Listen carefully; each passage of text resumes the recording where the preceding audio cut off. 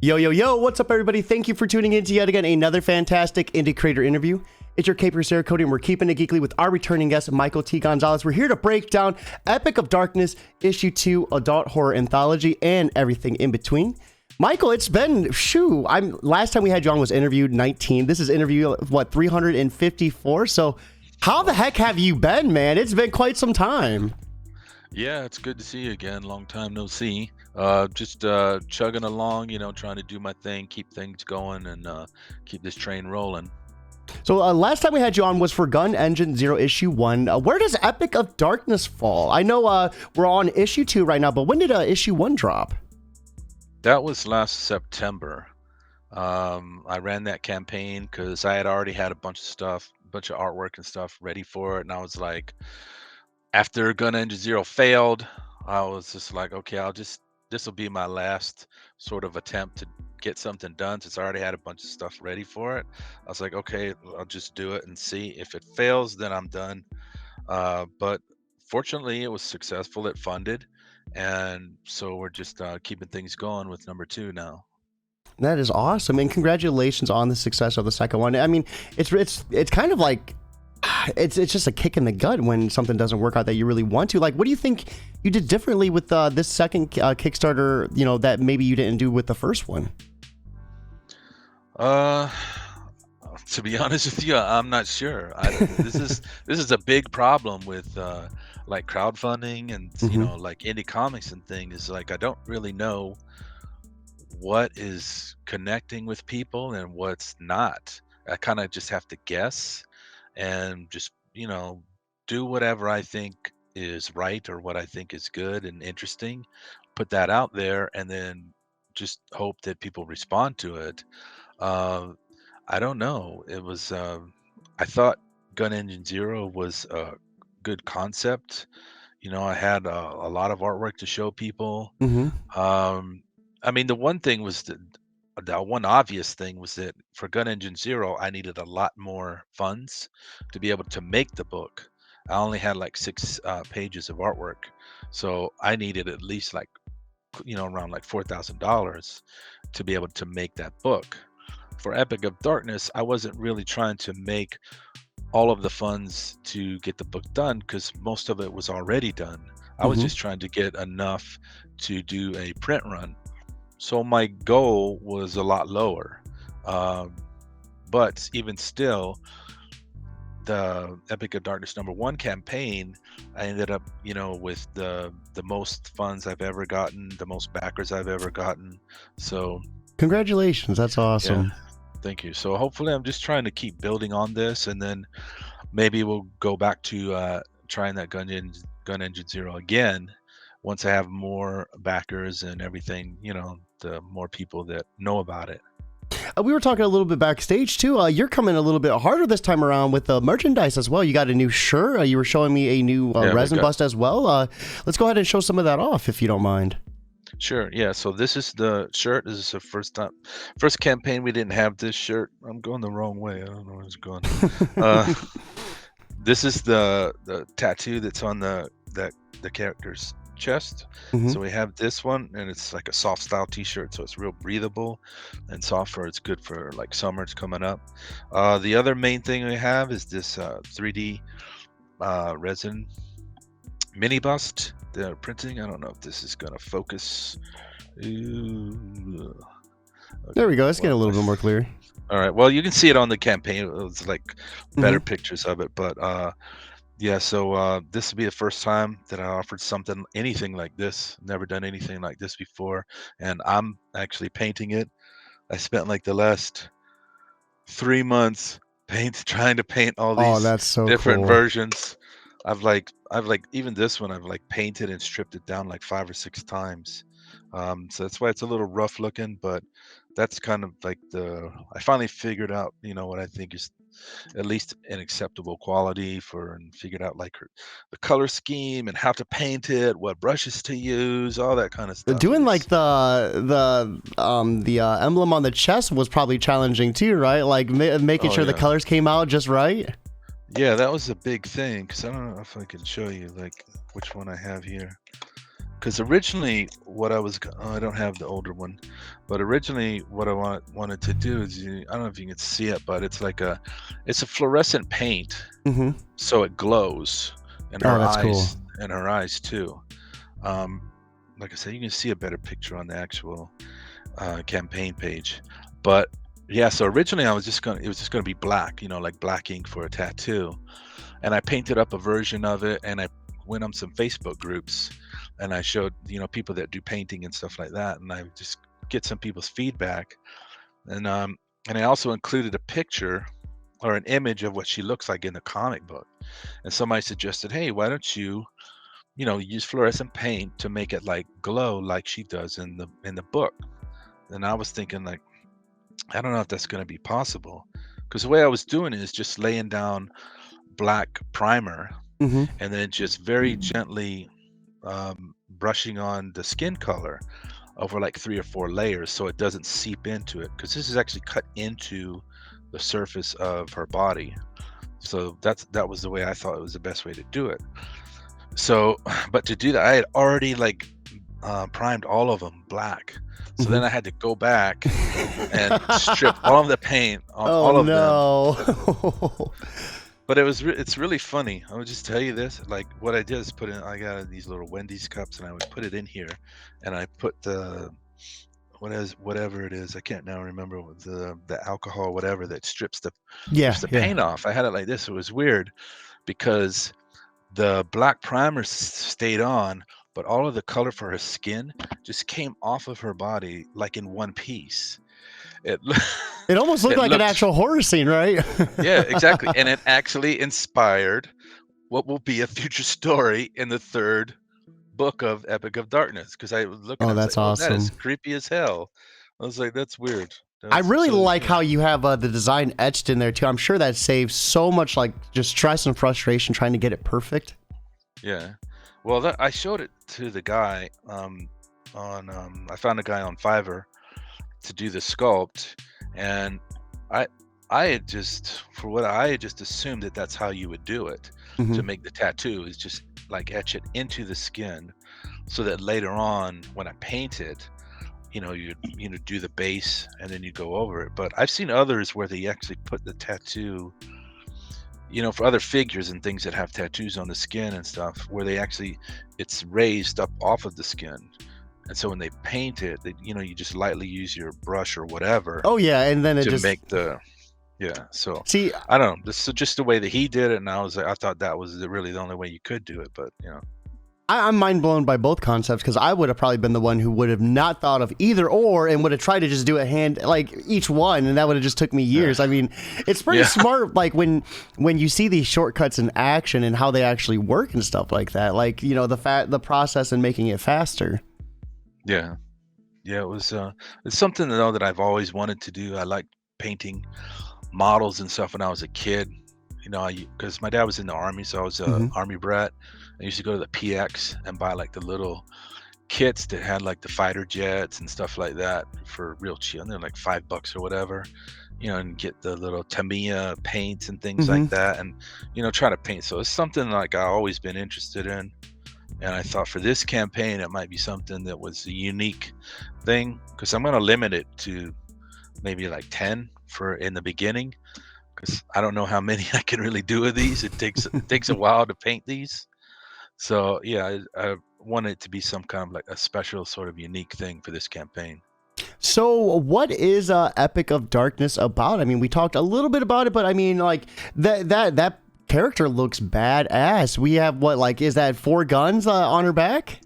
Yeah, these are 4 rifles that are on her back, that she carries on her back, and it's supposed to emulate wings, sort Okay. of like wings that don't have the feathers on them. That's because she is a fallen angel. That's her character. Oh, I love it. And so she kind of like, she's a fallen angel that kind of exists in like this future dystopia where Mhm. society has completely collapsed. So there's like a Mad Max vibe to it. There's also I don't know if you're ever familiar with like the Clint Eastwood movies, the Man with No Name kind of series, like Okay. The Good, the Bad, and the Ugly, all that kind of stuff. So there's a Western also sort of vibe to it.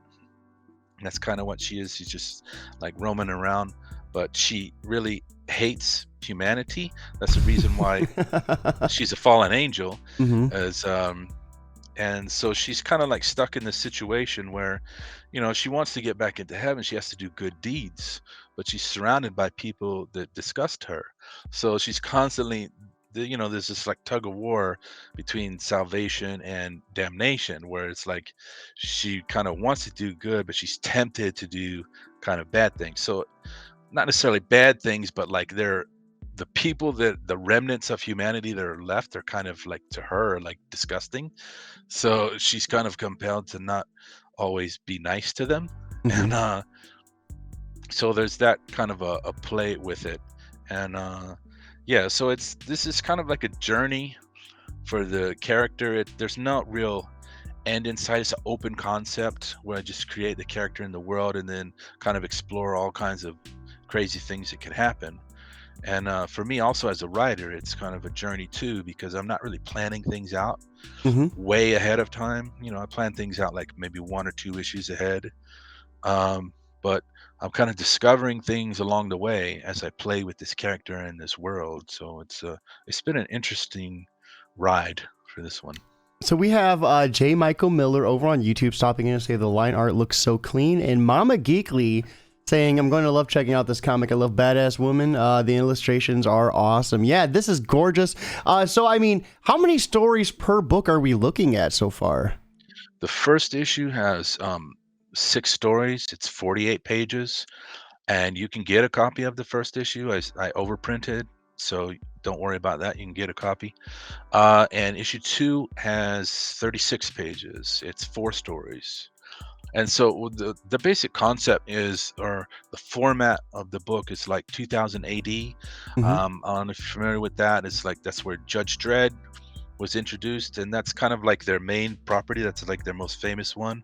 So a lot of times they'll have stories with Judge Dredd. He's like the main attraction of the Yeah. book, and then they'll have some backup stories about random characters or things. And that's kind of what I want to do with this book, is that she is like the main attraction of the book, and her story is serialized through every single issue. So the first adventure with her is going to take place over the first 4 issues. Okay. And then there's another character who's named Grave, sort of like a Conan Viking sort of character, Hmm. and a World of Warcraft kind of a setting. He's also has a serialized story. But along with those, we have self-contained, smaller stories, mixed in with it. And yeah, so it's a lot of different things like dark humor, dark fantasy, like the sci-fi dystopia kind of thing, zombies, pretty much anything horror. So, what's it been like working with so many different artists throughout these books? I mean, because on Gun Engine Zero issue 1, you just had the one artist you were working with, correct? Yeah, I just had Ian Warriento and Anton Bandy, the line artist and the colorist. Hmm. They've worked together a lot, so I just thought like their style was like fit the concept perfectly. So that was real disappointing to me that one failed. But like I said before, I'm gonna try to get back to that one. And I know Ian and Anton both want to work on it too. It's just hopefully we can get it done. But this time it's since it's anthology, and there's so many different stories. There's a variety of stories, the variety of tones, and all this kind of stuff. So I think it requires different artists, because Hmm. different artists can bring their visual style brings a different um, tone and all that to the story. So like this one with this girl, this character here, she's more like a mainstream, sort of art. So Brian Escura was the artist on issue 1 and 2, and his art is it's like anything you would find in Marvel or DC. He's a top quality artist. And then the Grave story is black and white with what did you call it? Those gray tones. Hmm. And Ricardo Alves did the artwork for that. And so I just try to find artists that their style matches whatever I'm trying to go for in the story. And So pick people, some people that I've worked with before, some that are brand new. Whatever matches up with the story. No, absolutely. I think right now would be a perfect segue. Let's go ahead and check out the campaign and get a better look at some of these interiors. For everyone that is watching, you can check this out with us. I'm going to be dropping the link right here in chat. Make sure to be able to pull this up, and if you can back, we would love to see that. But simply putting this on Facebook and Twitter, anywhere you can put a link, we would love to see that. Word of mouth is 100% free, and letting your friends and family know about this is just as important. So we're looking at Epic of Darkness Issue 2 Adult Horror Anthology. Currently at $541 of a $1,200 goal, with 20 backers and 24 days left to go. I mean, you're right, almost at that halfway mark. 6 days into the campaign. How are you feeling about this one? I would feel much better if we were closer to that goal, that initial goal. I'm not gonna lie, but it's better than I've had before. So I don't want to sound like a pessimist or anything. So I'm happy with what I have, but obviously I'd hope for some more. I hope for more people will check it out, and there's a lot of people that are watching it or following it that haven't backed it yet, and I'm not sure why people do that. Maybe it's people are they got to think about the money and the bills and all that kind of stuff, which is understandable considering the situation we're all in right now. Yeah. But yeah.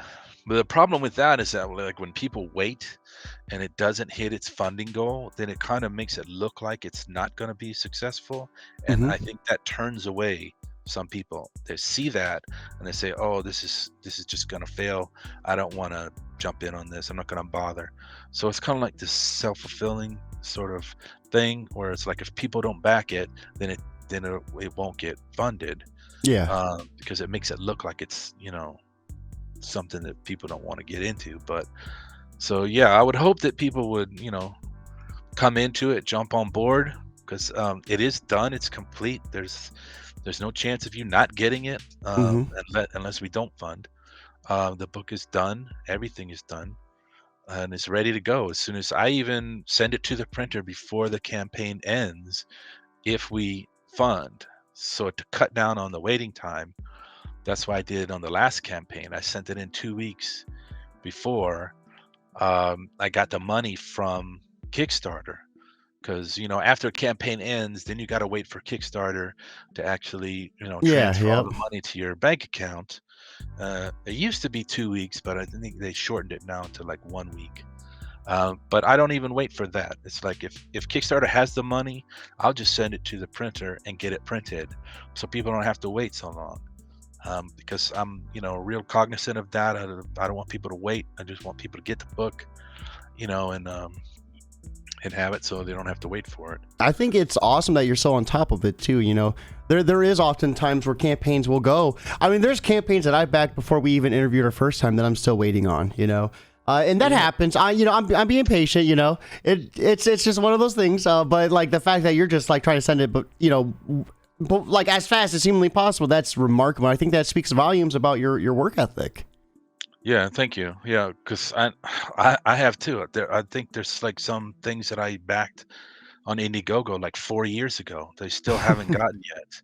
It's crazy, but but I know that a lot of people. Yeah, that's a preview. If people ever want to see a preview of both books, you can click on that, and that'll take you to a preview that has a couple of pages from each book. But I know that this is like a thing now where people are more leaning into this thing where I have the book finished before I even launch the campaign. And believe me, if I could do that every single time, I would, because I don't want people to wait either. It's just making a comic is pretty expensive. So yeah, like I think it's a little easier. I think it's a little easier too, depending on where they're at in their series, what type of series they have, what type of following they have. It's one of those things. It's a little bit easier to do when you have the money as opposed to when you don't. Yeah. Definitely. So this is awesome. Tell us a little bit more about the main character. Okay, so she is like I said, she's like a fallen angel so she's got supernatural powers. She's got these tattoos on her body, and they're more than just tattoos. But that's a secret we'll find out later. When she uses her powers, these tattoos glow. That's why on the little mini bust, tattoo has this fluorescent yellow Yeah. color because when And then she right here uses it's red. yeah, so you see it right there. That's when she uses her powers, her tattoos will glow. So she's got a bunch of tattoos. We haven't seen all of them yet. We've only seen this one, but there's a bunch that's kind of hidden. Hmm. But we'll see later what they're there for. And so it's basically, yeah, she's like a femme fatale, this anti-hero. It's kind of like if you like Vampirella, Red Sonja, Lady Death, that kind of character. That's basically what she is. But I think there's a little bit more to her. Like I was saying before, that she's a conflicted character. Hmm. There's a little bit more to like what's going on with her, and she's not invulnerable. She can die. What I wanted to do is, like I said, this is serialized. So with each chapter, with each issue, you're gonna find more and more about her and about the world that she's in. So it's like peeling layers off an onion, Hmm. and there's some mystery to her character. So like in the first issue, we saw that she is a shapeshifter, and but there's a little more to that than actually just being a shapeshifter. Uh, in issue 2, we're going to see why does she carries the 4 rifles on her back. Okay. So with each issue, you're going to find out, another component, another mystery is going to be revealed. And I love how she has that undying hatred for humanity. I mean, yeah. people can suck, you know? Yeah. Well, that's kind of the general theme of all of the stories in the book. Not everyone, but most of them. It's kind of like exploring the collapse of humanity, Hmm. and what basically like what people will do to other people to get ahead in their their selfishness and their corruption and all this kind of thing.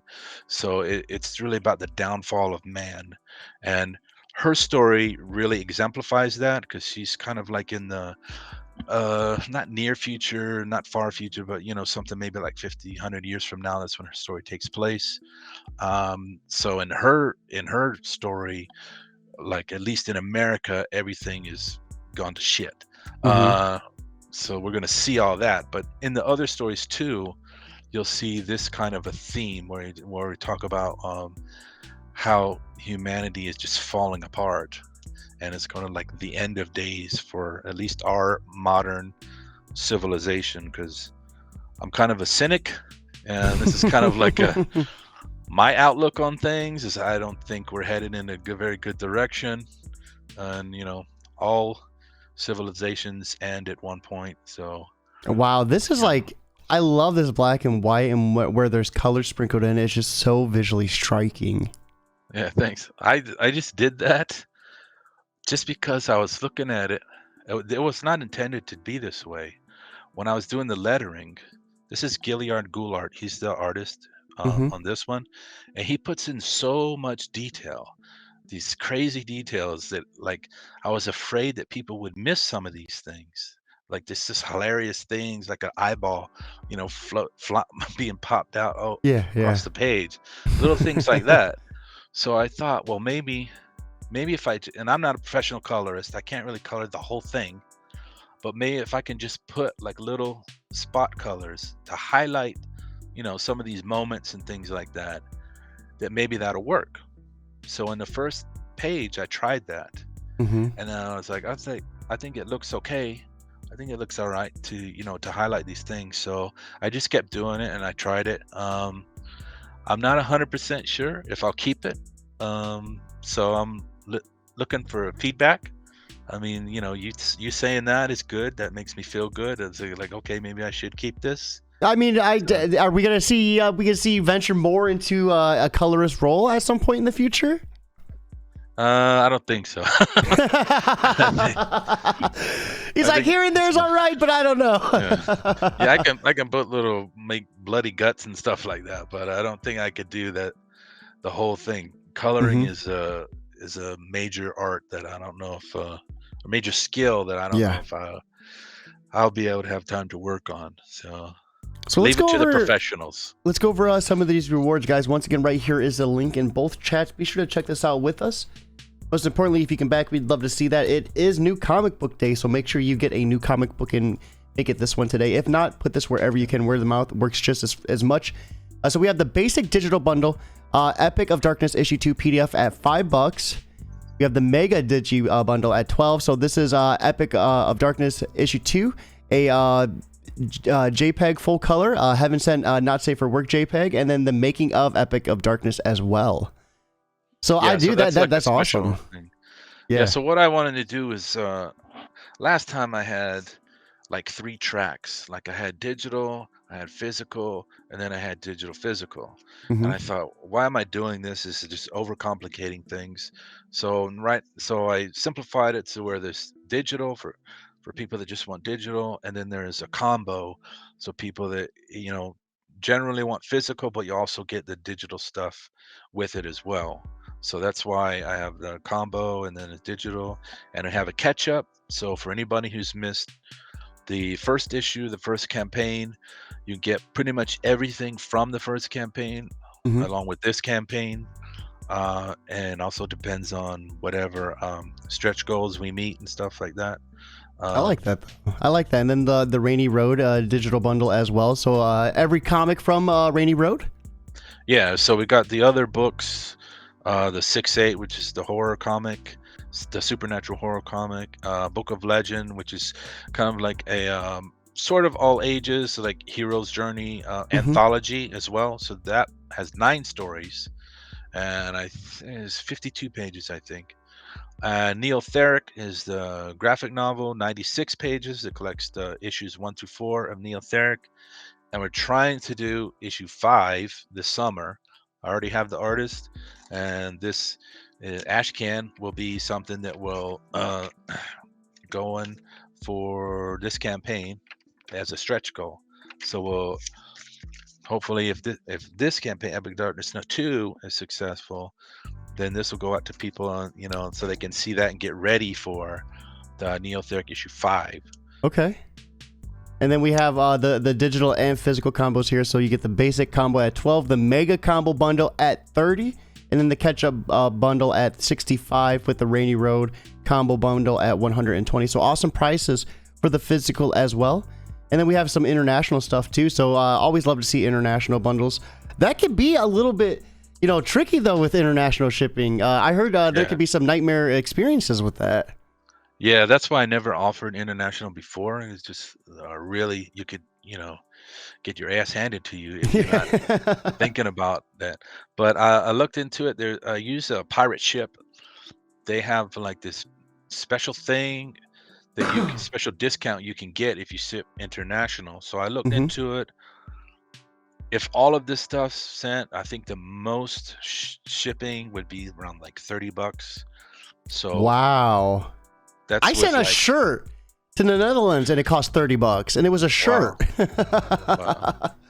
Yeah, this is a special thing on Pirate Ship. I don't know if you heard of Pirate Ship, but they're a service, and they got I can't remember what it's called, but it's like a special thing that you have to actually contact them and say, hey, I need you to unlock this in my account, so when I send things overseas, it becomes available. And so I did that, and they unlocked it, and then so I can use this. So if anybody is overseas and wants to get physical stuff, I made these bundles up, so you can't do an add-on, because if I do like basically you can't get the little mini bus, because that would add a huge amount to the shipping. So I'm just, it's all set up, so I know I can figure out exactly what the shipping will be. And so all of these are prices that you see on the different bundles includes shipping. There is no additional money for shipping. Like if you click something and say, okay, back this, that's the price you're going to pay. There's no extra thing for shipping on anything. Wow, that's impressive. I mean, do you take like a hit with that or anything? I mean, I don't hear many campaigns doing that. Well, for the lower campaigns, I'll basically be like breaking even with the shipping. So that's why I try to encourage people to go to the slightly higher campaign reward bundles, and that can offset it. I'm not trying to make any money from shipping. I just want to, get the books and ship it out exactly what it costs. At least if I can cover my costs with shipping. Um, um, I back other people's campaigns too. I like to support other creators, but sometimes when go to people's page and they've got like $20 to ship a regular comic book, I was like, dude, what are you doing? I Yeah, mean, sometimes it can be a obviously little it doesn't hard. cost that much. It's like you're trying to make money off the shipping, and I don't like that, Hmm. and so I don't do that. I'm just trying to I'm not trying to nickel and dime people off of things like this. And all of the books come shipped in Mylar bags. I also ship everything in a Mylar bag. Hmm. So not just a regular comic bag. It's the thicker Mylar bag to help protect it and keep it, supporting everything. It's wrapped in bubble wrap. I put it in a Gemini mailer. Then I put all of that inside of the whatever that plastic bag, to protect it and all that. So I take it, very seriously. Just try to show people that, I take this all very seriously, and I want them to get their book. I don't want any issues with like, I just got one last week. They left it out on our porch and it got completely soaked. Oh And yeah. the person who sent it didn't really protect it. It was in a Gemini mailer, but on the inside didn't really protect it. So there's water all inside of it. So you know, I don't want that to happen. And then real quick, we have Trimith over on Twitch stopping in to say, "What's up, Cody? Welcome to the stream. Thank you for joining us. Appreciate everyone stopping in today. These mini busts are awesome. So fluorescent paint used for glow effect under a UV light, so you get to see the chest tattoo and the eyes glow up. I think that's awesome." Yeah, thank you. Yeah, I just thought it would be, somebody suggested that to me, so I thought it'd be a cool thing to try. And again, this is going to be a unique thing. In the beginning, I'm only going to limit it to 10 as far as the painted ones. So I don't know how many more I can paint than that. But if there is like a demand for it, I could probably do a couple more. But Some so this is awesome just a add-ons. checklist, is just to show everything that it's available. So you can see like a bigger picture of it, a closer image and everything, a little better description. That shows everything that's available, all the older books. Oh, if you scroll back up a little bit, just to point this out, that one right there. I had some print damage copies of the first issue. The printer they're not like torn up or anything. It's just like some imperfections. Yeah. And so I'm offering on this campaign for just $3, and normally it's $12. So I think that's a pretty good deal if anyone Yeah. wants like a reader copy, or one you want to share or whatever. I Leave have lay some on of the those. coffee table. You know what I mean? Like, Yeah, not have to yeah. worry about it and all that. Now, some awesome add-ons here as well. So, Michael, after going through this Kickstarter in its entirety, for anyone that might be on the fence about backing, what would you like to say to them directly if you just had a few moments to kind of address that? Well, first I would say I definitely need your help. Anyone who's thinking about it, I'm just a small-time creator trying to, keep going with this. This is my 5th book. I've self-funded all of these books. You don't have to worry about not getting the book. It's done. It's complete. It's ready to be printed. So I definitely need your help if it's something that you really want to support indie creators. I'm an indie creator and I really need your support. So, and I have an idea of keeping this going for a while. It's not just like a one-shot book. It's an epic tale. So, we want to keep this rolling, and issue 3 is going to be pretty crazy. So you want to, see 1 and 2 before we get to 3. Absolutely. So, what's next for you in 2023? I know we were talking about an issue 5 coming soon. Yeah, so that's one after Epic of Darkness 2. I want to do the Neotheric number 5. This is an ash can that, if we hit the stretch goal there, everybody will get this. And I got new artists for the series. They've already done these 4 pages. Did like this, the colorist did this pinup by herself. And Wow, that's gorgeous. Here, let me. it looks I much can. better in color, I'm gonna zoom but you in you should real get quick. it in color. A lot of detail there. Yeah, that's gorgeous. Uh, but yeah, it looks pretty amazing in color. This is just, because I printed it out in black and white. But that of course the actual book will be in color. Hmm. So we have that, and then of course is Epic of Darkness 3, which we may be able to do towards the end of the year. So, but it all depends on how this campaign does and how we, if we can get things rolling moving forward. I'm not a wealthy dude. I've been unemployed for almost 3 years. My wife is the one who is supporting the family now. So, My it's old coming lady's in to the the room. point. She's like, here, here. Yeah. Yeah, it's coming to the point where it's like, yeah, I need to be able to at least break even on these things to keep going with it. And Hmm.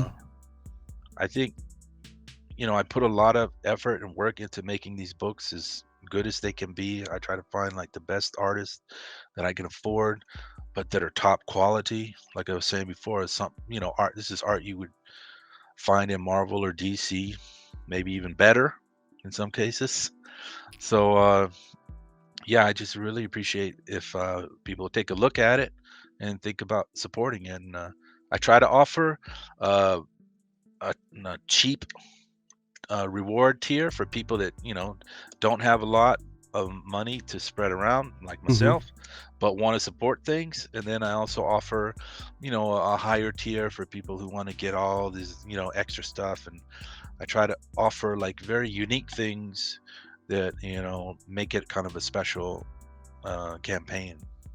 No, that's awesome. So, I mean, Michael, I think I've thought of one hell of a question to ask. You've been on the show before. We always love asking one piece of advice for anyone who might be new and listening. So, for anyone who's maybe had a issue with a previous Kickstarter and they're kind of just not motivated and they're kind of just wondering if they should try it again, what advice would you offer them as someone who's had one that didn't exactly hit the mark and then had a successful one right afterwards? What would you Yeah. offer them to kind of help them get motivated to try again? Well, I've had more than one fail. So this is going back to like Indiegogo. Hmm. Several that failed there. I think one of the main things that I've learned, or that seems to work for me, is like to get more people to know about your campaign and promote your campaign. I think the best way is not only doing shows like this and obviously reaching out to people, but is trying to do promo swaps with Hmm. other people that are running campaigns at the same time, because that way you're directly reaching people who are spending money on comics or whatever. um, so this is something I didn't think about in the first few campaigns I did, but when I did Epic of Darkness #1, I focused on that. Was, you know, trying to contact other creators that have other active campaigns and saying, "Hey, can you share my campaign with Hmm. your followers, and I'll share your campaign with my followers." And that seemed to work really well, better than, like, I don't think I've gotten anything from Facebook or from Instagram or from Twitter. Uh, I don't know why. Social media can be And rough. yeah, um, I mean, I don't have the ability to be like online or on, all these different platforms all the time, because all the different things I got to do. So maybe that's one reason, is, because I'm not constantly always out there. But I have tried, like things on Facebook, different groups and things like that. And as far as I can tell, it didn't really help hardly at all. But um, doing the promo swaps, I think, helped the most, for Some sure. some awesome advice there. So, Michael, before we let you go, what have you been consuming lately outside of creating? Comic books, TV shows, movies. If you play any games, what games? Well, I got my kids FIFA, so we're Okay. playing FIFA on Xbox because they got into soccer. Mm-hmm.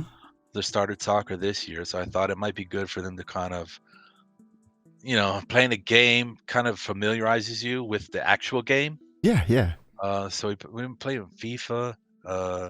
I'm reading, what is it, Joe Abercrombie.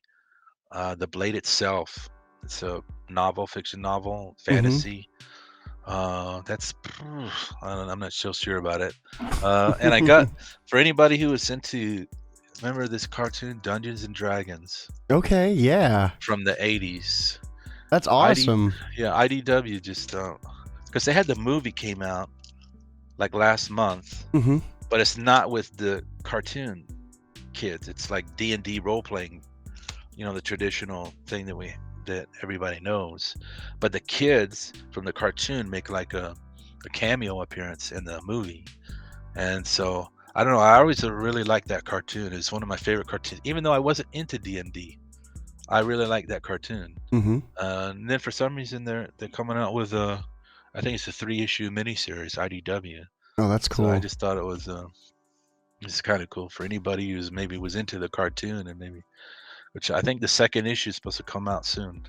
That's funny you mentioned that about the video game. I remember years ago when my mom was taking me driving for one of the very first times. We're talking like I'm like, both feet, like 1 foot on the gas, 1 foot on the brake. I'm like 15 or 16. And she's like, you got to treat it like a video game, like GTA. And I'm like, Mom, that's probably the worst example you can give me. But guys, with that said, it is time for us to wrap up. Right here is the link. Be sure to check it out. It's New Comic Book Day. Make sure you treat yourself and buy this book today.